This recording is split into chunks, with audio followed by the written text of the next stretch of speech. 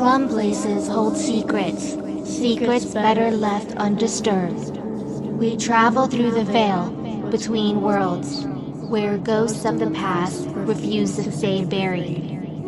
Prepare to witness firsthand the chilling evidence of the paranormal. The story of those who have encountered the other side and the unexplained phenomena that defy logic and reason. Are you ready to face the unknown? Welcome to Milkshakes and Ghosts.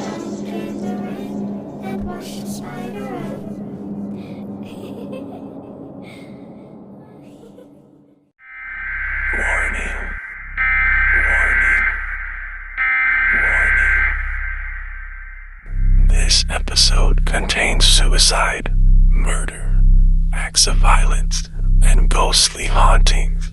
Listener discretion is advised. Welcome back, ghastly ghouls and milkshake mavens, to another spine-tingling episode of Milkshakes and Ghosts. I'm your host, Jessie. And I'm Jenny. And today, we're stirring up a dark brew of architectural wonder, Hollywood tragedy, and lingering shadows. Forget your average haunted house. We're diving deep into a true LA landmark with a chilling reputation. That's right, Mom. Today, we're dissecting the notorious Sowden House in Los Angeles, often whispered about as the Black Dahlia House. It's a place that's as stunning as it is sinister. Absolutely. Before we start peeling back the layers and haunts of today's episode, let's talk about these amazing milkshakes that our assistant Jack made for us today. Oh my gosh, I cannot say enough, Jack. You're amazing. I'm loving today's milkshake. So am I. Today, Jack made me and my mom a strawberry milkshake crushed with Oreos and chunks of strawberries in it. It's his own recipe, so I can't link the recipe in our show notes because it's not online.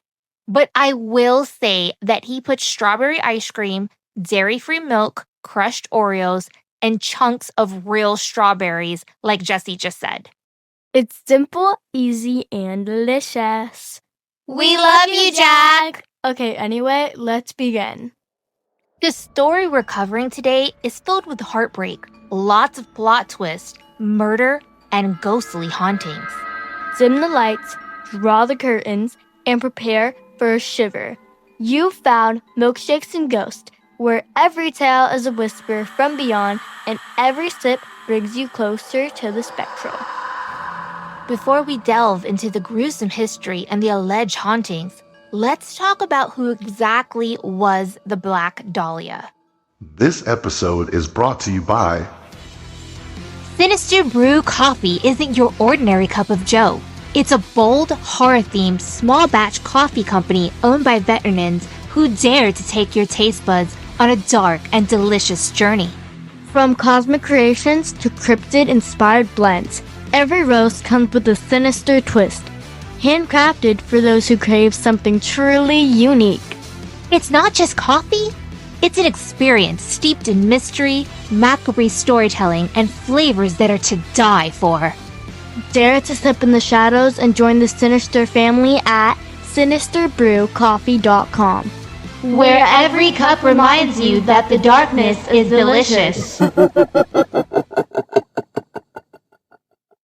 Let's dive in and talk about the center of this story, which is Elizabeth Short, infamously known as the Black Dahlia. Born in Boston in 1924, Elizabeth experienced heartache early on. Her father committed suicide after losing his business in the Great Depression. Her mother had to carry the burden of raising and providing for Elizabeth and her siblings. During Elizabeth's teen years, she was plagued with severe bronchitis and asthma, a condition so debilitating that they required lung surgery. Then, in 1942, Short's life was once again turned upside down when her mother received a letter from her supposedly deceased father. He wasn't dead after all. but had instead chosen to abandon his family and start a new life in California. Plot twist. Talk about a plot twist, because that's insane. That's really insane. Elizabeth may have forgave her father because when she turned 18, believe it or not, she journeyed to the West Coast to live with him. Yeah, but that didn't last long. She moved out of her father's home just a few weeks after moving in, since the two of them were fighting all the time. All the time. Elizabeth was probably still angry at her dad. There had to be some major tension since her father faked his own death. He's gotta be the worst dad in the world. Wish there was a mug for that. Anyway, who would even do that? Who in the right mind would actually fake their death just to get out of the responsibilities? You're absolutely right. I mean, that really is insane. So once she left her dad, she got a job at Camp Cook, now known as Vandenberg Air Force Base. There, she met an officer and moved in with him. Unfortunately, bad luck seemed to follow her, because the relationship with her and that officer did not last. Once she left her dad, she got a job at Camp Cook, now Vandenberg Air Force Base. There, she met an officer and moved in with him. Unfortunately, bad luck seemed to follow her. The relationship with her and the officer did not last long. She soon moved out, claiming he was abusing her. Right after leaving him, Elizabeth got arrested in Santa Barbara for underage drinking and then escaped to Miami, Florida. There, she meets another Air Force officer, and this one proposes to her. This should be it. You would think this is where she gets her happily ever after. She had a string of bad luck. This is where it all gets better, right? But her Air Force officer fiancé dies in a plane crash in August of 1945, a few days before the end of the war. Elizabeth is once again on her own. That is insanity. I feel really bad for Elizabeth. Same, girl, same. Okay, so now that we've discussed the history of the main character to the story, let's discuss the final days and eerie disappearance of Elizabeth Short. Elizabeth moved back to Southern California in 1946 because one of her friends from Florida transferred to the naval base in Long Beach.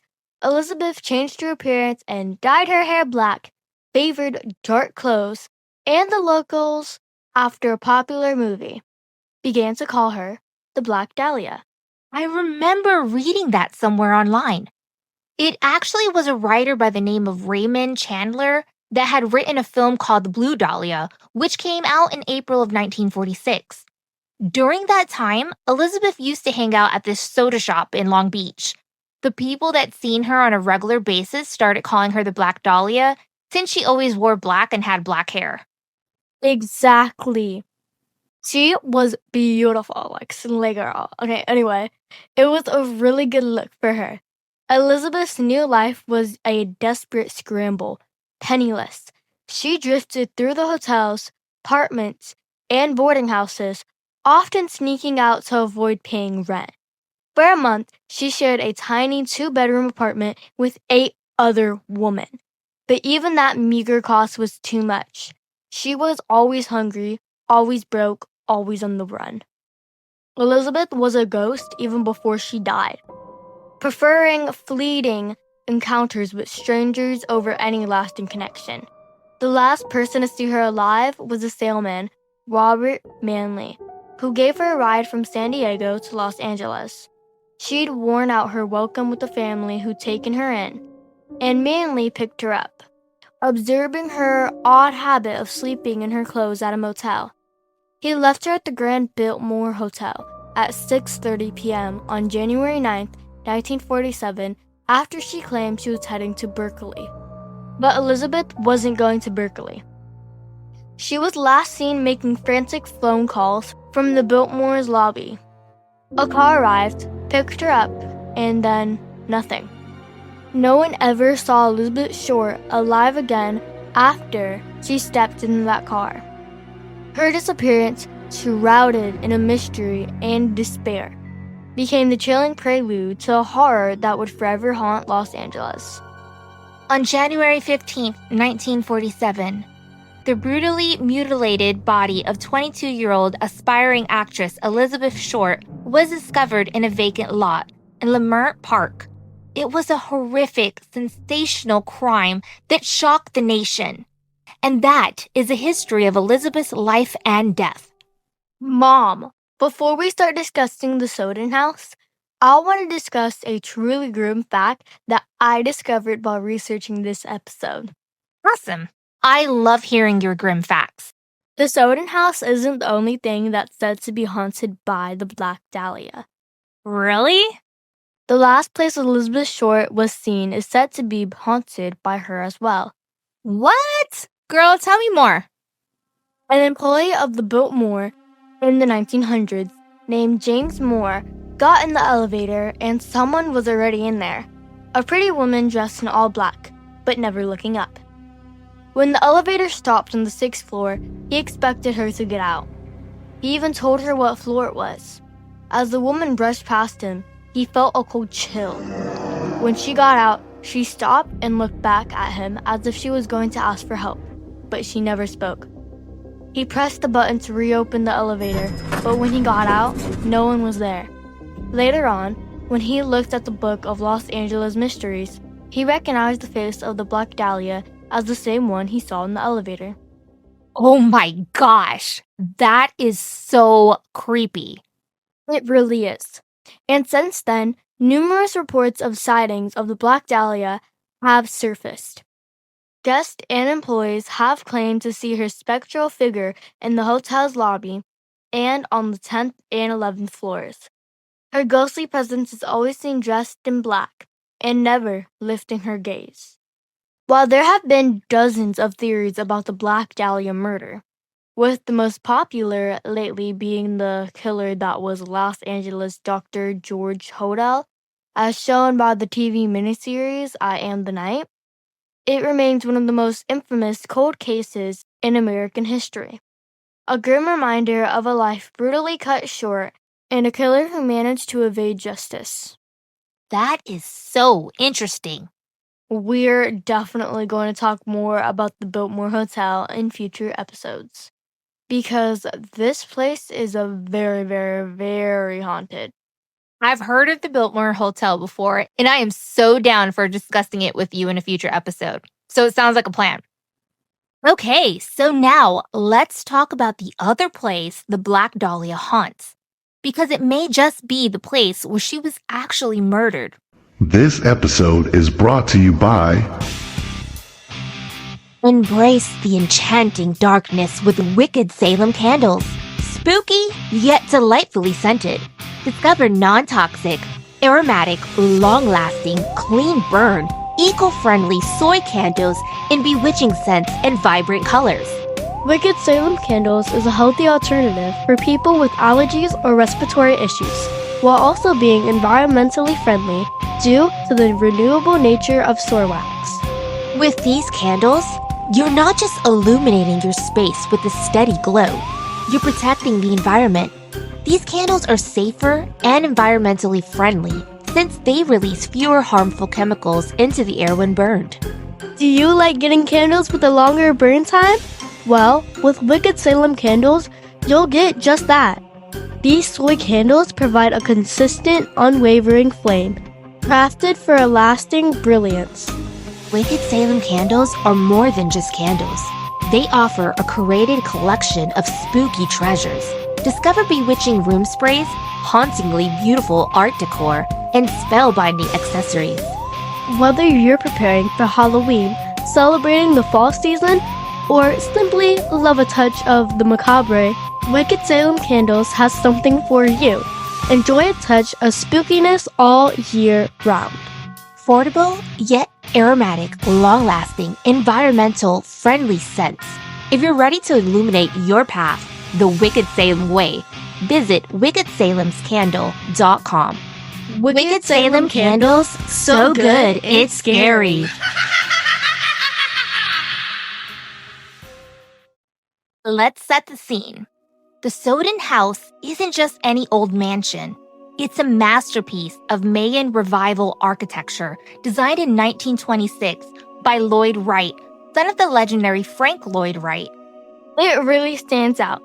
From the street, it looks like a gaping maw, earning the nickname the Jaws House. Those textured concrete blocks and the cavernous entrance gives it such a brooding, almost ancient feel. It was built for photographer John Sowden, and it was considered one of Lloyd Wright's most significant works.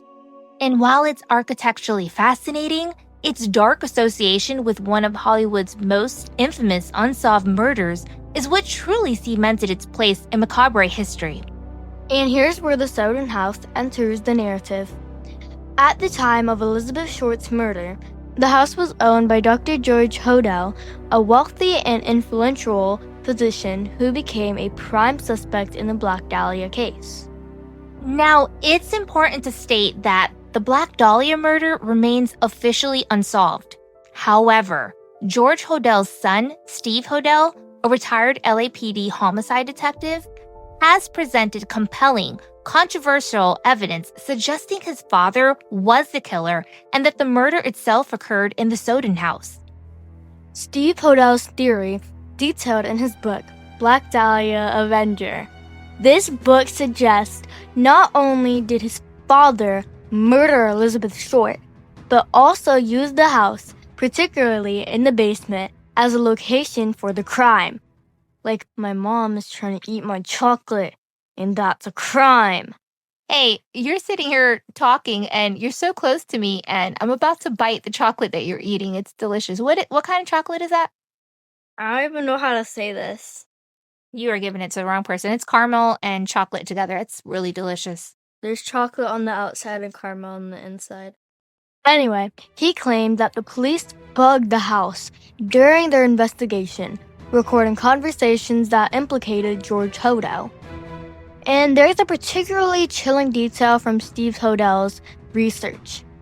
A cadaver dog in 2013 reportedly detected the scent of death, human decomposition in the home's basement, decades after the murder.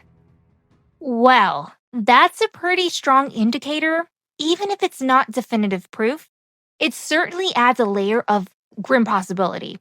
While George Hodel was a suspect, he was never formally charged with Short's murder, and he left the U.S. in 1950, living overseas for decades before returning. So, with such a dark and unresolved history, it's no surprise that the Sowden House has garnered a reputation for being profoundly haunted. Many believe that the restless spirits of Elizabeth Short, or perhaps other victims, lingers within its imposing walls. Reports of ghostly activity are varied and unsettling. One of the most common claims is a pervasive feeling of unease and cold spots throughout the house. Visitors and former residents have described a palpable sense of dread, particularly in the basement areas. And it's not just feelings. There have been accounts of disembodied voices, faint whispers, and even the sounds of phantom footsteps.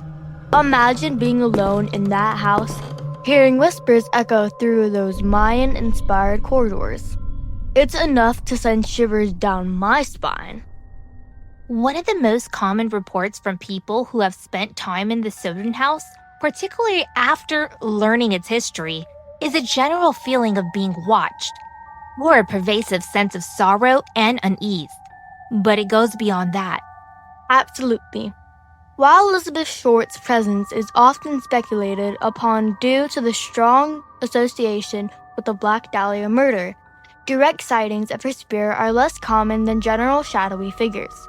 However, there are accounts of indistinct fleeting apparitions moving quickly through rooms or corridors, like a shadow detaching itself from the wall.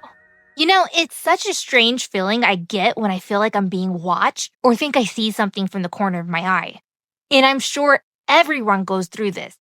It's that classic feeling where you ask yourself, is it just my imagination or was something really there? Exactly! The both of us go through that a lot. We sure do. Especially when you see something moving in the room from the corner of your eye, yet no one else sees it.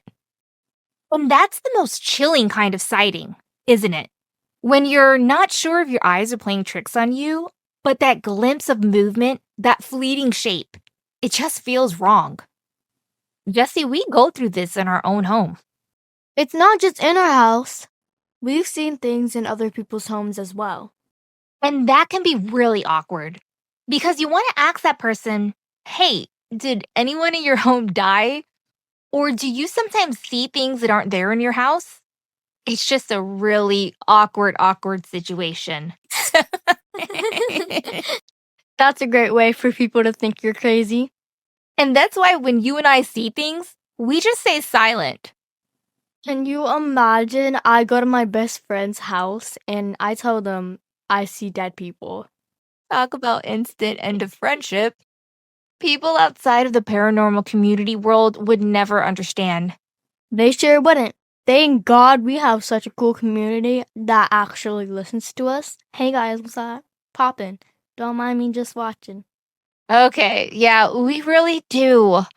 Well, Jesse, in the Sowden home, some people have described the same thing we experience on a day-to-day basis. They see shadowy figures out of the corner of their eye, only for them to vanish when they turn to look directly. And it's not always just the shadow. Some reports describe a more solid, though still translucent, human-like figure, particularly in the dark, more secluded parts of the house, especially down in the infamous basement. Ah, the basement. If Steve Hodel's theories are even particularly true, that basement would be saturated with immense psychic pain. And it's not just the presence of an apparition, but the intense emotional signature that comes with it. People have described a feeling of profound sadness or even terror accompanying these sightings. It's like the house itself is a giant emotional sponge absorbing all the trauma that's occurred there. And when those feelings manifest as a visual entity, it makes it all the more terrifying. There have been claims from previous owners and even paranormal investigators who visited the house that they've seen these full-bodied apparitions, usually moving silently and quick. I remember reading an account from someone who lived there briefly, and they described seeing a figure standing at the end of the hallway just for a split second before it seemed to melt into the shadows. They couldn't make out features, but they felt an undeniable malevolence or sadness radiating from it. And it's not just ghostly figures. There are also reports of unexplained light anomalies, brief flashes of light, and even glowing orbs appearing in photographs taken inside the house. While some might dismiss these as dust or lens flare, when they occur in conjunction with other experiences, it's harder to ignore. What about the feeling of being touched? Has anyone reported that in the Sowden house? Because that's a whole other level of terrifying. Just completely terrifying. That's really crossing the line. You know, I haven't come across many specific reports of direct physical contact, like being pushed or grabbed. It seems to lean more towards visual phenomena and those overwhelming feelings of dread and observation, which in any way is almost more unsettling because it implies a very passive yet deeply disturbing presence. It's not trying to interact, it's just there, a lingering echo. A silent witness to the horrors of the past. It definitely adds to the mystery and chilling aura of this place. This episode is brought to you by Creating comfort magically.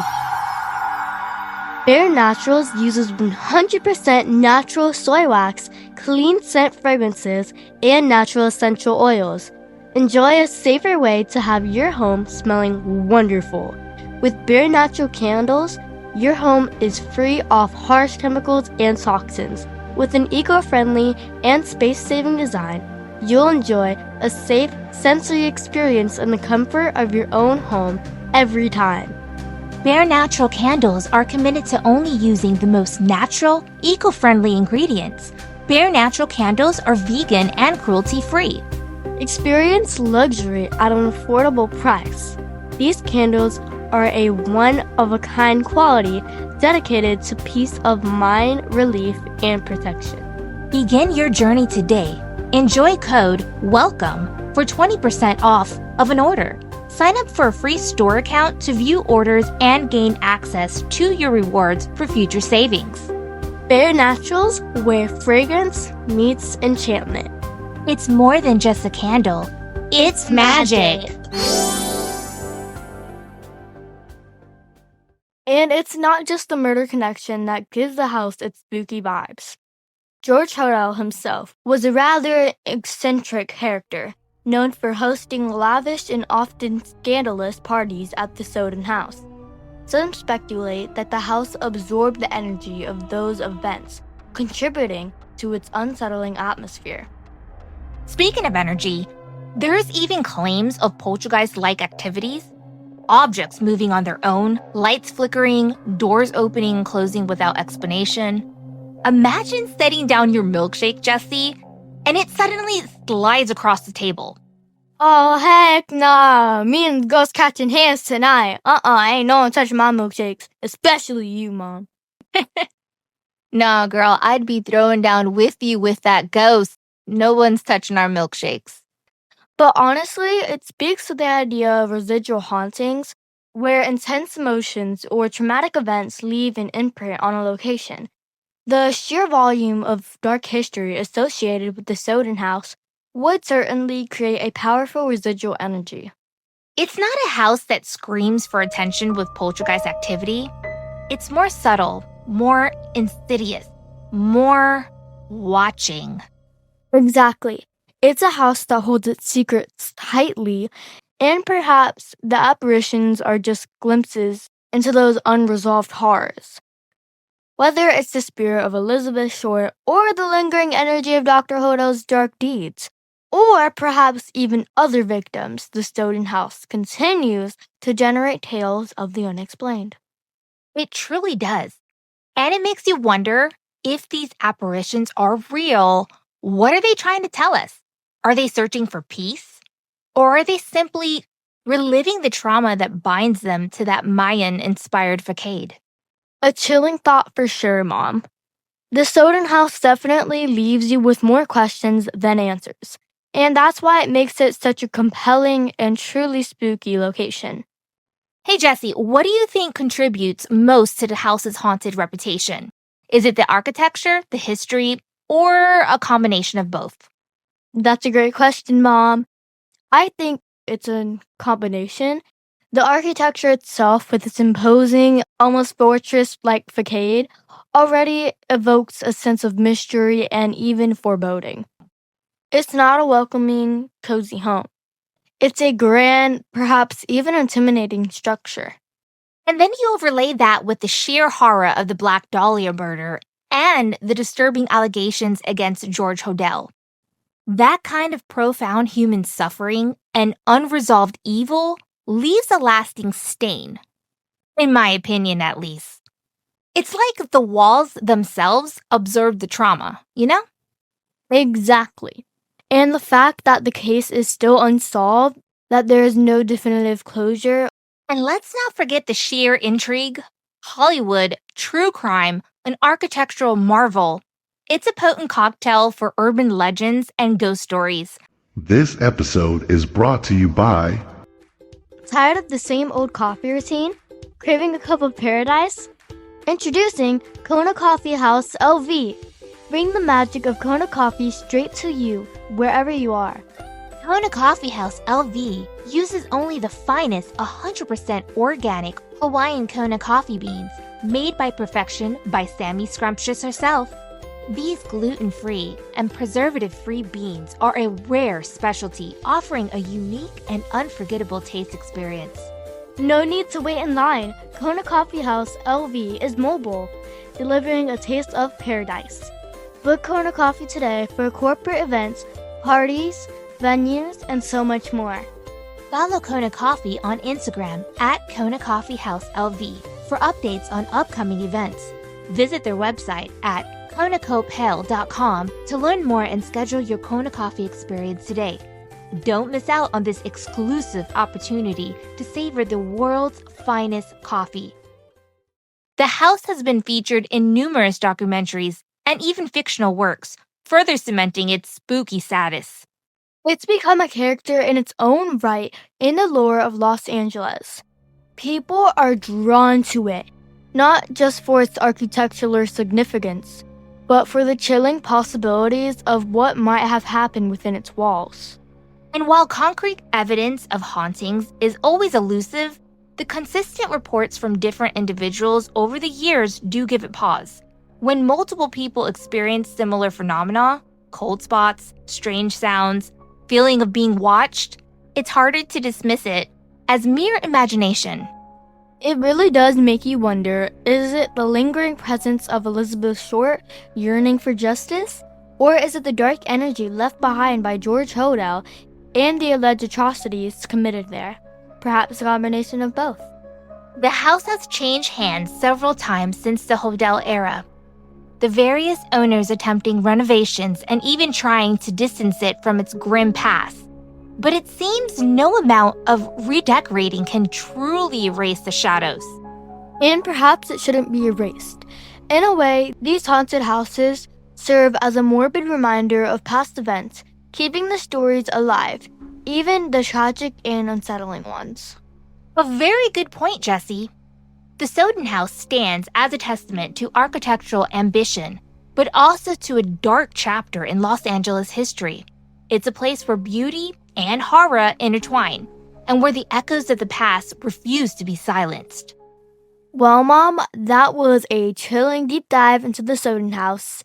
I think I'll be sleeping with the lights on tonight. Me too, Jesse. It's a reminder that sometimes the most beautiful places can hold the darkest secrets. Indeed. And that brings us to the end of another spooky episode of Milkshakes and Ghosts. Thank you for joining us on this eerie journey. Don't forget to rate, review, and subscribe to Milkshakes and Ghosts wherever you get your podcasts.